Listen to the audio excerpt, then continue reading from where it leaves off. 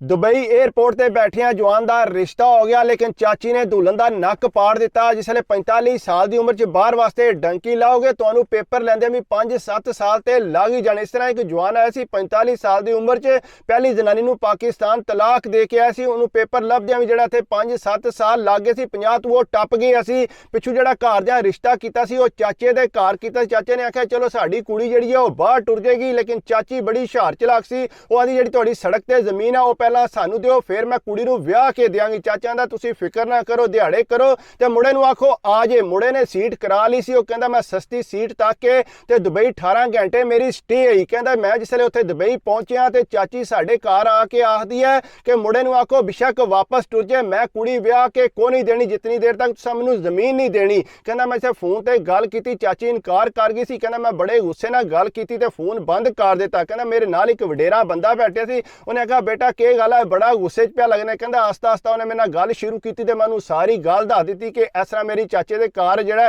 वो मंगनी हुई है, मेरे दिहाड़े भी होए, लेकिन मेरी चाची जिहड़ी है वो इस तरह जमीन भी मंगदी है। उन्हें इनकार कर दिता, जमीन बड़ी वो महंगी है। अगू वो कहंदा नाल वाला अंकल कहंदा मैनूं कि बेटा अगर तू शादी करनी है मेरे को एक बहुत अच्छा रिश्ता है, जे तू करना है। वो भी बड़े मजबूर ने, अपनी धी विआहना चाहते हैं, है भी कुड़ी यंग है, तो तू एक बारी आके तकनी है तो तक लवी। कहंदा उन्हें मैनूं ड्रैस वगैरह दिता ते कहंदा मैं ठीक है मैं तुहाडे नाल राबता कर लांगा। कहंदा मैं जो ही घर गया तो चाची नूं मनाउण दी बड़ी कोशिश की ना, चाची मन्ने। अब्बा री गए अम्मा री गए, मिन्नतां कीतियां कि जमीन असीं नहीं दे सकदे, जमीन तैनूं किस तरह दे दी, साडे बच्चों का हक है। कहंदा चाची आंदी तुसीं जो मर्जी करो, फिर मैं शादी भी करके को नहीं देनी। कहंदा मैं अम्मा नूं आख्या कि इस तरह दुबई मैनूं कोई बंदे मिले सी, उन्हें आख्या कि साडी कुड़ी आके तक लवो, एक बार जाके तक ना लवीए। कहंदा घर दे मन गए। जिसले अम्मा नूं मैं लैके उत्थे गया, अम्मा नूं अगे चाची ते बड़ा गुस्सा सी। कहना उन्होंने कुड़ी पसंद आ गई। उन्हें आख्या जी ठीक है असीं शादी करन नूं तैयार हाँ। कहंदा असीं घर शादी दीयां तैयारियां सारियां शुरू कर दित्तियां। चाची नूं खबर मिली कि इन्हां किरे होर रिश्ता कीते। कहंदा पहलां ते ओह कोना बोली, चुप कीती रही, उन्हें साडे नाल कोई गलबात ना कीती। कहंदा जिसले असीं बरात लैके ते उत्थे पहुंच गए, कुड़ी लैके कहंदा जिसले घर पहुंचे आ ते दुल्हन नूं लिया के बिठाया ते इतनी देर नूं चाचा ते चाची दौड़दे साडे घर आ गए, पिछू उन्हां दे बच्चे भी। कहंदा जूं ही आया ते चाची आके लड़ना शुरू करता, तुसां साडी कुड़ी नूं तोहमत ला दित्ती है, निशान ला दिता है, क्योंकि हुण जिहड़ा कोई बंदा भी इहदे नाल रिश्ता नहीं कर लिया। किन्ना अरसा हो गया तुहाडे मुंडे नाल असां मंगनी कीती। उन्हें आख्या तैनूं ते पहलां भी ऐसा आख्या, तू जमीन दे चक्करां भी। कहंदा जी लड़दियां लड़दियां चाची ने जूं ही दुल्हन नूं धक्का मारन दी कोशिश की, उन्हें नत्थ पाई सी। कहंदा नत्थ नूं हत्थ पिया ते उहदा नक ही चिर गया। कहंदा कुड़ी चीकां मारन लग पई। कहंदा फुटफट फड़ के उहनूं हस्पताल खड़िया, जाके उहदे उत्ते टांके लगे नक ते। कहंदा चाची काबू ही ना आवे। उन्हें आख्या जो मर्जी होवे इस कुड़ी नूं मैं इत्थे नहीं रहण देना। कहंदा तू धक्के मारे, हालांकि उहदा नक भी पाड़ दित्ती असीं। कहंदा सारियां काबू करन दी कोशिश कीती, लेकिन चाची जिहड़ी आ ओह काबू नहीं सी आउंदी पई। कहंदा उहनूं नहीं सी पता कि पिछे उहदे भरा जिहड़े ने ओह बड़े तगड़े ने। कहंदा इसे तरह होया कि उन्हें जिसे पता लगा वो दौड़दे इत्थे आ गए।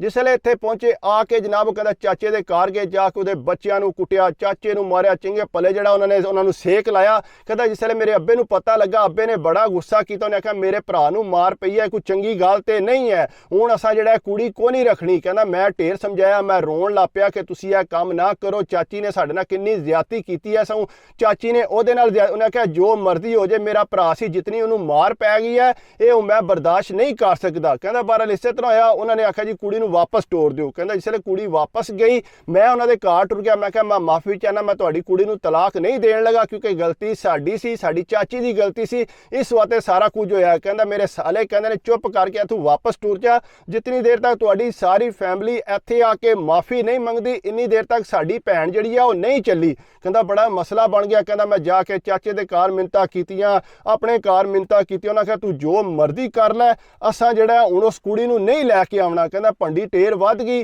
मैनूं समझ ना आवे मैं की करां। कहंदा मैं घरदे नूं आख्या कि मैं वापस चलां, तुसीं जाना ते तुहाडे काम जानन। कहंदा मैं गया सीधा उन्हां सालियां कोल। कहंदा मैं आख्या भी मैं अपनी टिकट कराई है, मैं वापस चलां ते मैं आपे तुहाडी जिहड़ी आ भैन नूं उत्थे बुला लांगा। कहंदा मैं उस टिकट करा के ते वापस आ गया। जिसले मैं वापस आया तो घर दियां फोन किया अम्मा मेरी ने कि पुत्तर गल सुन लै, जे तू कुड़ी बाहर खड़ी तो याद रखी मेरे मरिया मुँह तकेगा तू। कहंदा मैं परेशान हो गया कि मैं हुण की करा, अम्मा री वखरियां गल्लां धमकियां देण लग पे ने। कहंदा मैं उस कुड़ी नूं जिहड़ा ना ओह बाहर वास्ते कोना बुलाया। कहंदा मैं फिर जिसले पाकिस्तान आया, मैं घरदिआं नूं आके राजी कीता, उन्हां दीयां मिन्नतां कीतियां कि खुदा दा नां जे हुण मन जो ए काम ना करो ते राजी हो जो आपे च। कहंदा बड़ी मुश्किल उन्हां राजी कीता, लेकिन चाची जिहड़ी है ना फिर भी इसे गल ते उन्हें आख्या मैनूं बाकी कोई गल नहीं, मैनूं तुसीं सड़क वाली जमीन दे दिओ ते मैं तुहानूं सारियां तुहाड़ियां गलतियां जिहड़ियां ना माफ़ ਮਾਫ ਕਰ ਦਿਆਂਗੀ।